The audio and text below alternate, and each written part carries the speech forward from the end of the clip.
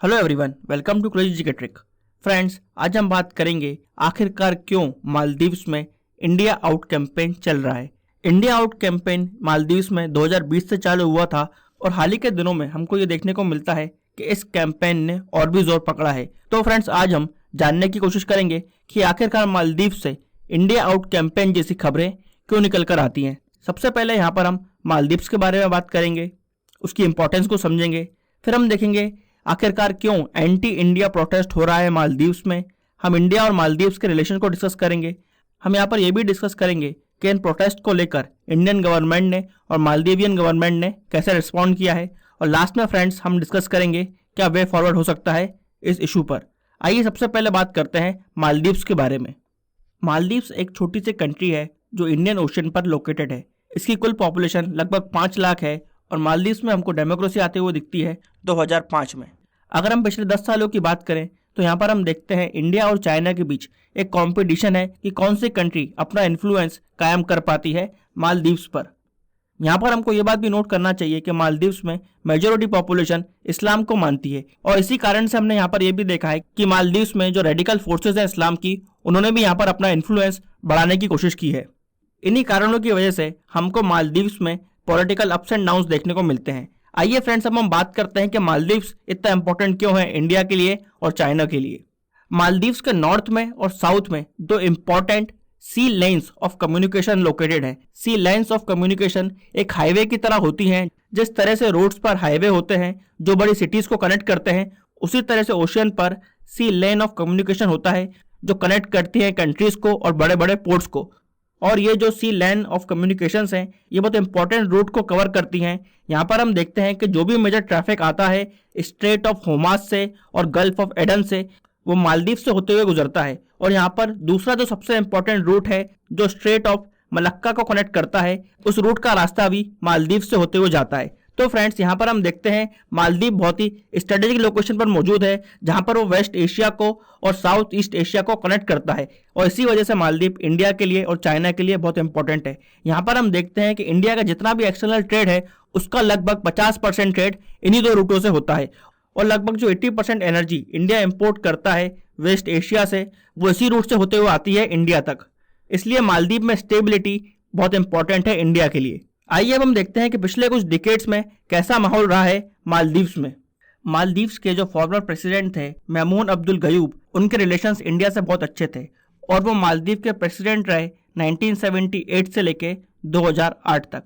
और यहाँ पर एक इंटरेस्टिंग बात यह है कि जब 1988 में एक कूप प्लान किया गया था प्रेसिडेंट गयूब के खिलाफ और उस कूप को रोकने के लिए यहाँ पर राजीव गांधी गवर्नमेंट ने पूरा साथ दिया था मालदीव का। और यहाँ पर जो एक कॉन्स्पिरेसी रची जा रही थी people's liberation organisation of Tamil Eelam और मालदीव के एक बिजनेसमैन अब्दुल लतूफी द्वारा, जहाँ पर वो प्रेसिडेंट ययूम को हटाकर तख्ता पलट करना चाहते थे, इस खतरे को यहाँ पर इंडिया ने रोका था।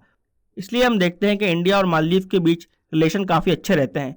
यहाँ पर हमको ये बात नोट करना चाहिए कि मालदीव एक बहुत छोटी कंट्री है, इसलिए वो बहुत सारी रिसोर्सेज प्रोड्यूस नहीं कर पाती है। वो हमेशा डिपेंडेंट होती है फॉरेन कंट्रीज पर रिसोर्सेज के लिए। इसलिए यहाँ पर मालदीव की फॉरेन पॉलिसी बहुत बड़ा रोल प्ले करती है उसके इकोनॉमिक डेवलपमेंट में। तभी हम देखते हैं मालदीव्स में चाइना ने अपनी रीच बढ़ाना चालू करी है पिछले 25 से 30 सालों में। और यहाँ पर चाइना का सबसे बड़ा ऑब्जेक्टिव यही है कि वो इंडिया के इन्फ्लुएंस को कम करना चाहता है।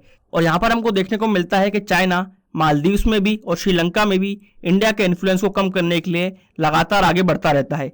फ्रेंड्स, इसी कंपटीशन को बोला जाता है जियोपॉलिटिकल राइवलरी, जहां पर इंडिया और चाइना दोनों अपना अपना इन्फ्लुएंस बढ़ाना चाहते हैं इंडियन ओशियन में। फ्रेंड्स, आइए अब हम समझते हैं कि आखिरकार मालदीव्स में एंटी इंडिया प्रोटेस्ट क्यों हो रहे हैं। इस वक्त जो मालदीव में रूलिंग गवर्नमेंट है वो है MDP की, यानी कि मालदीवियन डेमोक्रेटिक पार्टी की। यहाँ पर मालदीव के जो प्रेसिडेंट है इब्राहिम मोहम्मद सोलेह, ये प्रेसिडेंट और ये पार्टी मालदीव्स और इंडिया के बीच अच्छे रिलेशन चाहती है। इसलिए यहाँ पर जो इनकी अपोजिशन पार्टी है प्रोग्रेसिव पार्टी, जिसके लीडर है अब्दुल्ला यामीन, वो यहाँ पर MDP की गवर्नमेंट पर एलिगेशंस लगा रहे हैं कि वो इंडिया को फेवर कर रही है और इसी वजह से इंडिया का जितना इन्फ्लुएंस बढ़ चुका है मालदीव में कि इंडियन आर्मी आपको मालदीव में देखने को मिलेगी। अब्दुल्ला यामीन पर करप्शन का केस चल रहा था और वो हाउस अरेस्ट में थे दिसंबर 2021 तक। मगर जैसे ही सुप्रीम कोर्ट का फैसला आता है और वो हाउस अरेस्ट से बाहर निकलते हैं, वैसे ही उन्होंने एंटी इंडिया रैलीज में पार्ट लेना चालू करा और मालदीव के लोगों को इंडिया आउट कैंपेन के लिए उकसाया और उस कैंपेन को लीड करना चालू करा। यहाँ पर हमको ये बात नोट करना चाहिए कि अब्दुल्ला यमीन प्रेसिडेंट रह चुके हैं मालदीव के 2013 से लेकर 2018 के बीच, और उस पीरियड के बीच हमने देखा था कि अब्दुल्ला यमीन फेवर करते हैं चाइना को, ना कि इंडिया को। तो फ्रेंड्स, यहाँ पर हम देखते हैं मालदीव में जो दो इंपॉर्टेंट पॉलिटिकल पार्टीज हैं उनके बीच डिफरेंसेस हैं इंडिया के रोल को लेकर, और मालदीव में 2024 में फिर से इलेक्शन होंगे प्रेसिडेंट के और पार्लियामेंट के। इसलिए यहाँ पर अब्दुल्ला यमीन ने एक कैंपेन बनाया है इंडिया आउट का, जहां पर वो मालदीव के लोगों को इस मुद्दे पर इकट्ठा करना चाहते हैं और इस मुद्दे पर इलेक्शन जीतना चाहते हैं। यहाँ पर अब्दुल्ला यमीन ने ये एलिगेशंस लगाए हैं एमडीपी गवर्नमेंट पर कि इंडिया की मिलिट्री को एक्सेस दिया गया है मालदीव्स में, और यहाँ पर प्रेसिडेंट सोलेह का कहना है कि इंडिया और मालदीव के बीच एक डील साइन हुई है, जहां पर इंडिया ने मालदीव का उत्तराफालू हार्बर को डेवलप करने का एग्रीमेंट साइन किया था, और इस प्रोजेक्ट को लेकर ही इंडिया की प्रेजेंस बढ़ती है मालदीव में। मगर यहाँ पर अब्दुल्ला अमीन पॉलिटिकल एलिगेशंस लगाते हैं एमडीपी पर कि एमडीपी ने मालदीव्स बेच दिया है इंडिया को। तो friends, basically India out campaign एक पॉलिटिकल राइवलरी का हिस्सा है मालदीव्स में। यहाँ पर हमको ये बात भी नोट करना चाहिए कि जो दूसरी पॉलिटिकल पार्टीज है मालदीव्स में, जैसे कि Jumhooree party, Maldivian reform movement party and the Adhaalath party, इन सब पार्टियों ने भी यहाँ पर अब्दुल्ला यमीन के एलिगेशंस को नकारा है और उनका कहना है कि वो इंडिया और मालदीव के बीच एक अच्छे रिलेशंस चाहते हैं। तो आइए फ्रेंड्स, अब हम डिस्कस करते हैं इंडिया और मालदीव्स के बीच के रिलेशंस को। हम रिसेंट टाइम्स में देखते हैं कि मालदीवियन डेमोक्रेटिक पार्टी इंडिया को सपोर्ट करती है और उसने अपना खुद एक इंडिया फर्स्ट कैंपेन निकाला है, जहां पर उसने ये रूल निकालने की भी बात करी कि जो लोग भी एंटी इंडिया प्रोटेस्ट में भाग ले रहे हैं वो एंटी नेशनल्स हैं और उनके खिलाफ कानूनी कार्रवाई की जा सकती है। यहाँ पर दोनों कंट्रीज इस बात पर एग्री करती हैं कि वो अपने कोऑर्डिनेशन को और मजबूत करना चाहती हैं। यहाँ पर दोनों कंट्रीज खासकर मैरीटाइम सिक्योरिटी को लेकर और आतंकवाद के खिलाफ लड़ाई को लेकर मिलकर काम करना चाहती हैं, और इन्हीं फ्रेंडली रिलेशंस को आगे बढ़ाने के लिए इंडिया ने $50 मिलियन की लाइन ऑफ क्रेडिट दी है मालदीव्स को, और इन पैसों से मालदीव्स डिफेंस इक्विपमेंट्स खरीद सकता है इंडिया से। यहाँ पर इंडिया ने इस बात को भी रिकॉग्नाइज किया है कि मालदीव वर्चुअली हर चीज इंपोर्ट करता है दूसरे कंट्रीज से, क्योंकि वो एक छोटा देश है, इसलिए उसके पास रिसोर्सेज की कमी है, और यहाँ पर इंडिया ने लगातार साथ दिया है मालदीव्स का, और इंडिया एक बहुत बड़ा रोल भी प्ले करता है मालदीव्स की फूड सिक्योरिटी में। और भी एरियाज ऑफ कोऑपरेशन की बात की जाए तो इंडिया यहाँ पर मालदीव के साथ मिलकर काम करता है कोलंबो सिक्योरिटी कॉन्क्लेव में। इस कॉन्क्लेव के अंदर इंडिया और जो बाकी आइलैंड कंट्रीज हैं इंडियन ओशियन में, वो मिलकर काम करती हैं सिक्योरिटी को लेकर। यहाँ पर इंडिया अपने आप को नेट सिक्योरिटी प्रोवाइडर की तरह देखता है। फ्रेंड्स, इसका यह मतलब है कि इंडिया यहाँ पर जो भी छोटी छोटी आइलैंड कंट्रीज हैं उनको मदद करने के लिए सबसे पहले आगे रहना चाहता है, और इंडिया यहाँ पर इंडियन ओशियन में किसी दूसरी पावर जैसे कि चाइना का इंटरफेरेंस बिल्कुल नहीं चाहता है। इसी कोऑपरेशन को आगे बढ़ाने के लिए इंडियन नेवी ने हाल ही में मालदीव के साथ और श्रीलंका के साथ 2 दिन की नेवल एक्सरसाइज भी की थी, जिसका नाम था फोकस्ड ऑपरेशन। और अगर हम बात करें कि और भी क्या एरियाज हैं कोऑपरेशन के, तो यहाँ पर हम देखते हैं कि इंडिया ने मालदीव के अंदर national college of policing and law enforcement studies भी बनवाया है। इंडिया और मालदीव जॉइंट मिलिट्री एक्सरसाइज भी करते हैं, जिसका नाम है एक्यूवरिन। इंडिया ने यहाँ पर पैंडेमिक के दौरान भी मालदीव की बहुत मदद की थी, जहाँ पर हमने देखा कि इंडिया ने अपने सागर मिशन के तहत जो भी जरूरत के सामान थे वो सब प्रोवाइड करे यहाँ पर इंडिया ने मालदीव्स को। मालदीव्स यहाँ पर सार्क ग्रुप का मेंबर भी है, और यहाँ पर हमको ये बात नोट करना चाहिए कि एमडीपी की गवर्नमेंट ने इंडिया को सपोर्ट किया है दूसरे इंटरनेशनल प्लेटफॉर्म्स पर भी, जैसे कि मालदीव्स इंडिया को सपोर्ट करता है परमानेंट सीट के लिए यूनाइटेड नेशन सिक्योरिटी काउंसिल में। फ्रेंड्स, ये सब बातें बताती हैं कि इंडिया और मालदीव्स के रिलेशंस काफी अच्छे हैं, खासकर जब जब मालदीव में मालदीवियन डेमोक्रेटिक पार्टी का रूल रहा है। फ्रेंड्स, आइए अब हम देखते हैं कि इंडिया आने वाले समय में किस तरह से अप्रोच कर सकता है मालदीव में।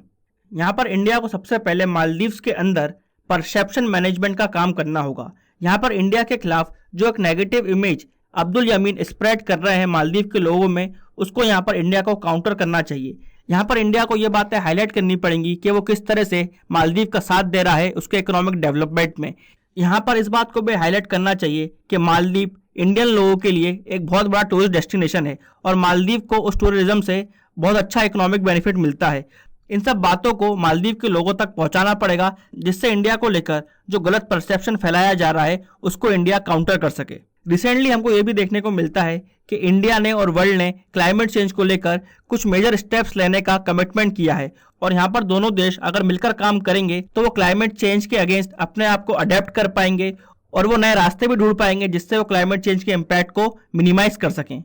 यहाँ पर इंडिया के लिए बहुत इंपॉर्टेंट है कि वो चाइना के इन्फ्लुएंस को मालदीव्स पर कम से कम कर पाए, क्योंकि मालदीव्स इंडियन ओशन में एक स्ट्रेटेजिक लोकेशन होल्ड करता है।